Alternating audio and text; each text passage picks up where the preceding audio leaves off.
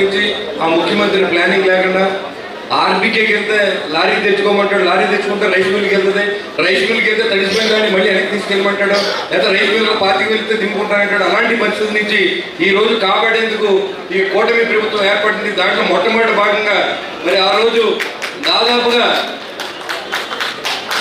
అన్ని దాన్ని తోలిన తర్వాత ఈ రోజు డబ్బులు ఇవ్వకుండా 1674 కోట్లు పెండింగ్ పెట్టి వెళ్ళిపోయినటువంటి పాత మాజీ ముఖ్యమంత్రి చేతగాని పరిపాలనతో అందరూ కూడా రైతు సోదరులు అందరూ కూడా ఇబ్బంది పడ్డారు. పీపీసీ సెంటర్లు ఎప్పుడు ఓపెన్ అవుతాయో తెలుసండి మీకు? ధాన్యం అంతా మిల్లర్స్ కొనుక్కున్న తర్వాత తగ్గించి కొనుక్కున్న తర్వాత పీపీసీ సెంటర్లు ఓపెన్ చేస్తాం. కాబట్టి రైతు ఈ రోజు అధికారులని మా మంత్రి గారు కూడా చదివిస్తా ఉన్నాం. మీరు తప్పనిసరిగా సార్ మీరు అడ్వాన్స్ గా పీపీసీ సెంటర్లు ఓపెన్ చేసి ఒక రైతుని ఇదివరకు డైరెక్షన్ మనం మార్చమని చెప్తా ఉన్నాం. ఏదైతే ఆర్బీకే సెంటర్కి వెళ్తే మీకు ఆయన పర్మిషన్ ఇవ్వాలి, ఆయన పర్మిషన్ ఇచ్చిన తర్వాత లారీ ఏడా తెచ్చుకోవాలి, ఆ లారీ